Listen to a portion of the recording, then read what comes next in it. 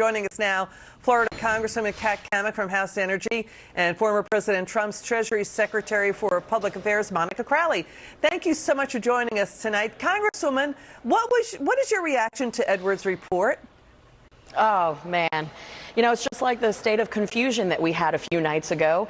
He's making, again, false claims, trying to pin the blame on Republicans while simultaneously ignoring the fact that on 1975, he called for cuts to Social Security and Medicare and then doubled down in the 90s on the floor of the Senate saying that they should sunset those programs, including veterans benefits. Now, today, we know that his proposal includes cutting Medicare Advantage, of which 48% of Medicare users, they prefer that plan. So it's all about deflection for the White House. And I tell you, people back home, they're not buying this. So just like today, he's at the University of Tampa. He should have been delivering a speech at the Villages.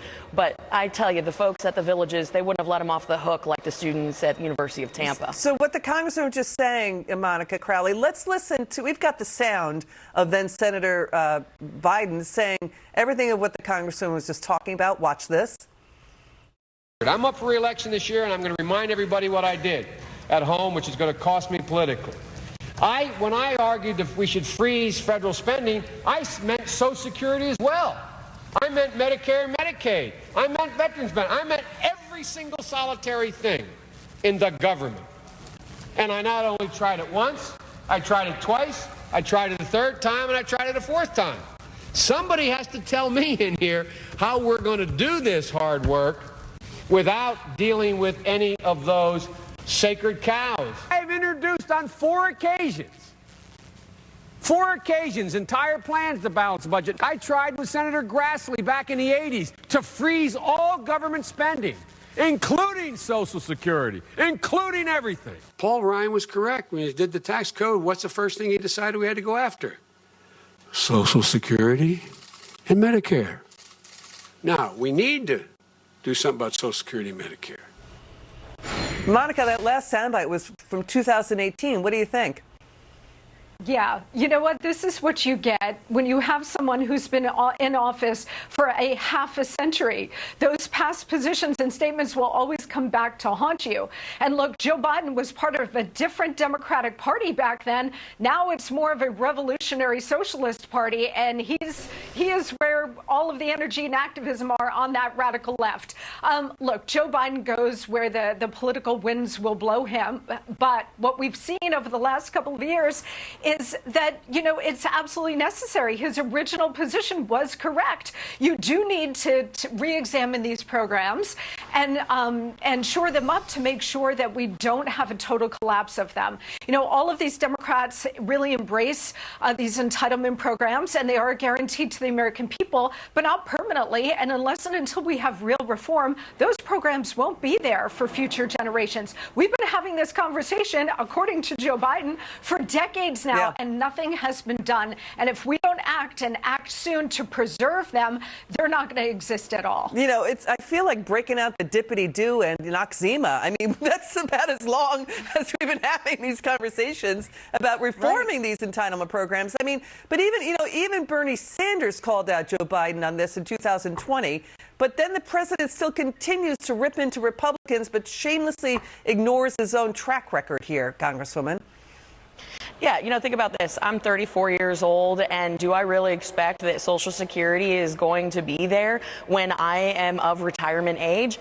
No, not at the rate that we're going. Certainly there has to be something but that's not fair. done. It's not fair for workers who paid into it for all these years. And and it's so misleading how the Democrats are handling this conversation. They're not speaking the truth to the American people, as Monica was just pointing out, Congresswoman.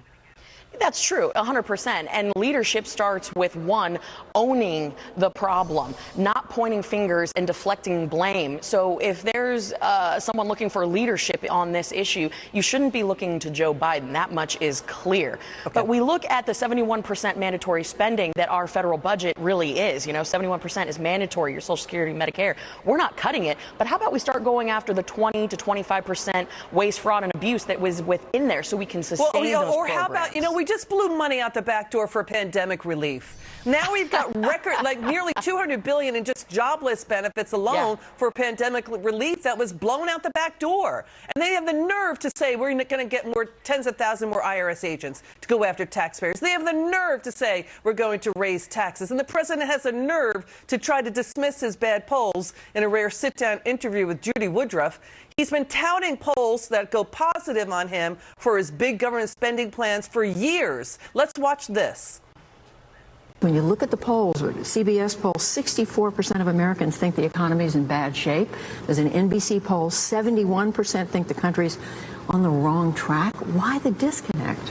Because the polls don't matter anymore. You got to make, 40, 50 calls on a cell phone to get someone to answer a poll? Polls don't matter, Monica. Polls mattered to him when he was talking about the American Rescue Plan or the Inflation Reduction Act or the blowout in climate spending. So, with comments like that, Monica, is it any wonder ratings for the president's State of the Union fell 29%? It was the least watched. Nobody watched it. Least watched in 30 years. Voters are tuning out. They do not trust this president. Even a majority of Democrats don't want him to run again, says ABC and the Associated Press polls. Yeah, his personal polls and political polls have both cratered. There was a recent NBC News poll that showed upwards of 3/4 of the American people find him dishonest, divisive, incompetent, and lacking the physical and mental capabilities to actually do this job. Now, if his poll numbers were going in the other direction, of course he'd be touting those polls. That's just politics. But what we have seen is our lived experience on the ground is pretty horrific in this Biden economy, between inflation, can't even afford eggs, $20 for a dozen eggs now, gas prices, supply chain crisis. It is an economic catastrophe across the board. Yeah, we're flatlining. And this administration, yeah, absolutely. And this administration can spin all day long, which is what he did the other night at the State of the Union address. But the American people know better because they're living it every day. Yeah. And that is why there is no enthusiasm for this man to run for president again. We've got tax hikes. They're talking about inflation from government spending, interest rates going up. That's stagflation. Congresswoman Cammack and Monica Crowley, thanks for joining us tonight.